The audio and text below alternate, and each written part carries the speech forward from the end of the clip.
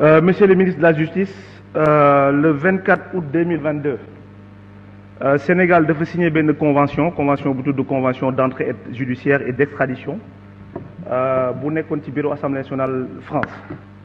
Convention bi mi ngi indi ay échange. On sait que les conventions existent depuis 1974 avec la France, mais bii lu ci xaw a doy waar mooy dañ ci gis loo xam ne dalul suñu xel leen loo xam ne dañu jàpp ne c'est des en tout cas c'est des mesures yoo xam ne yu liberticide, parce que dem nañu ba ni ci biir convention bi Sénégalais yi nga xam ne dañu nekk diaspora, ñi nga xam ne dañu am une voix discordante, ñi nga xam ne surtout dañu nekk ci réseaux sociaux yi, cette convention mën na permettre que ñuy intercepter seen appel téléphonique et loolu c'est illégal.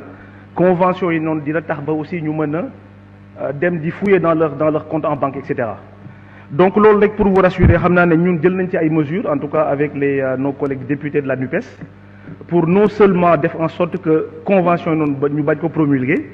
Am na beneen affaire boo xam ne buñ ci dolli mooy y a des amendements yoo xam ne apporté nañ ko pour que délinquants yi nga xam ne ñoo nekk Afrique, tant sur le plan économique, fiscal et etc., que ñooñu aussi cour loi bi mën a dal seen kaw. Et je pense que loolu noonu même bu ñëwee ci Assemblée nationale bi on aura le temps d'en discuter, et je pense que ñi nekk ci régime bi ren loolu waru leen mën a arranger, parce que régime bi léegi mu jeex.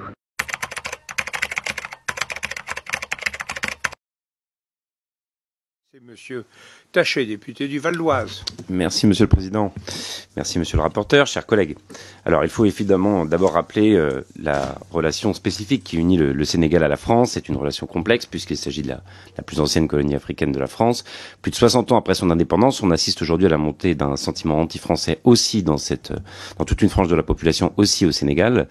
Et il faut donc se traiter ce dossier avec la hauteur de vue nécessaire, considérant notre histoire commune, en faisant preuve d'humilité et de respect. Les termes du premier accord concernant l'entraide judiciaire ne semblent pas poser de problème particulier. Il s'agit là d'un texte qui permettra de lutter plus efficacement contre le trafic de drogue et le terrorisme.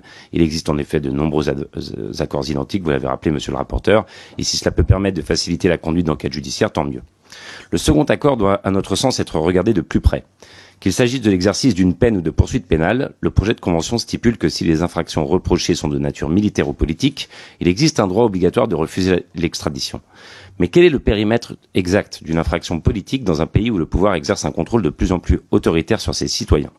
En effet, Macky Sall, président de la République, semble peu enclin à laisser son siège lors des élections de 2024. La constitution sénégalaise limite pourtant le nombre de mandats consécutifs à 2. La stabilité de ce pays, souvent présenté à l'extérieur comme un modèle de démocratie dans la région, est ainsi mise à l'épreuve. Alors qu'une opposition se forme, ses responsables ont presque tous eu affaire à la justice au cours des dernières années. Lors des manifestations, le gouvernement n'a pas hésité à utiliser les blindés contre la foule, le ministre de l'Intérieur traitant les manifestants de terroristes.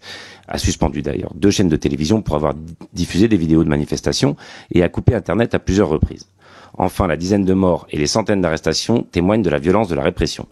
Certains leaders politiques ont d'ailleurs été arrêtés durant la manifestation du 17 juin à Dakar. C'est le cas de Diarra Fam et de Déthié Fall, député, et d'Ahmed Aïdara, maire. Ce dernier a été jugé pour participation à un attroupement non armé. Ont été requis une peine d'1 mois de prison avec sursis et une amende de 50 000 francs CFA. Nous sommes actuellement dans l'attente du verdict. Ces dérives m'inquiètent profondément pour la suite. La voix de la France n'est pas neutre. Nous sommes le premier partenaire commercial du Sénégal et l'AFD est l'un des premiers bailleurs du pays, avec un engagement total d'1,4 milliard d'euros. Notre rôle n'est certes pas de se mêler des affaires de politique intérieure du pays. Cependant, la France doit rester garante des principes démocratiques qui construisent notre image à l'international. En ce sens, monsieur le rapporteur, sommes-nous absolument certains que cette convention, la seconde, ne pourra pas être utilisée d'une manière ou d'une autre par le gouvernement actuel comme élément dans une stratégie de conservation de son pouvoir. Malgré les garde-fous que ce texte contient, en sommes-nous, chers collègues, absolument certains. Alors que notre image en Afrique de l'Ouest est au plus mal, il faut à tout prix éviter de l'abîmer davantage en laissant paraître l'idée que nous pourrions influencer d'une quelconque manière l'autodétermination des peuples.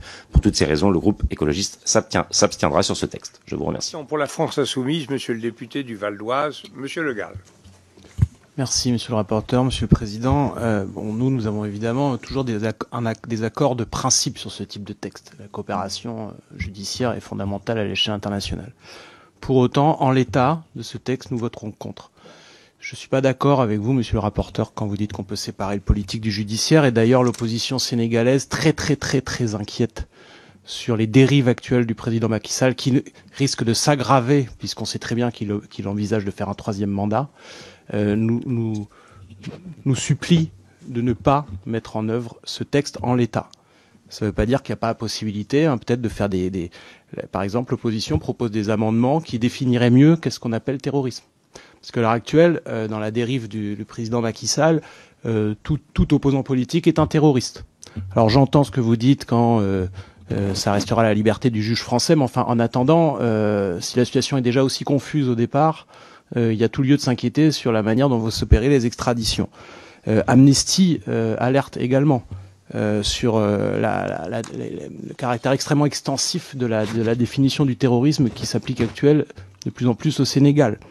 Je rappellerai pas les faits qui ont été rapportés par certains collègues, les morts dans les manifestations, l'interdiction systématique des rassemblements d'opposition. Et donc ce texte, pour nous, il arrive au mauvais moment avec le mauvais interlocuteur. Il y a un gros malentendu sur la question de la coopération entre la France et l'Afrique. L'immense majorité des peuples africains n'ont rien contre la France en général.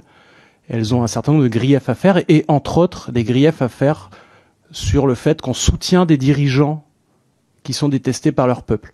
Et au Sénégal, les vagues de violence anti-française que je dénonce, alimentées par des gens, entre autres comme Kémy Séba, etc., elles ont, si vous regardez bien la chronologie, elles ont eu lieu au moment où la France donnait, à tort ou à raison, l'impression de soutenir Macky Sall face à une opposition qui, à mon avis, est majoritaire dans le pays.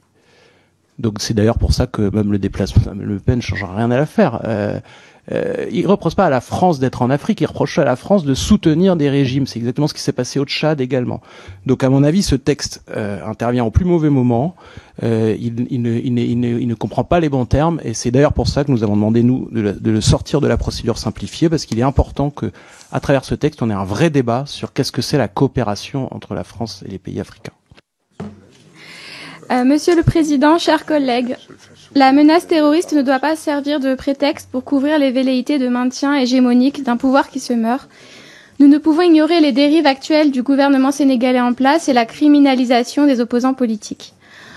En mars 2021, Amnesty International dénonçait une vague d'arrestations arbitraires d'opposants et d'activistes pour des motifs fallacieux, la mort de Tchèque Colli, victime de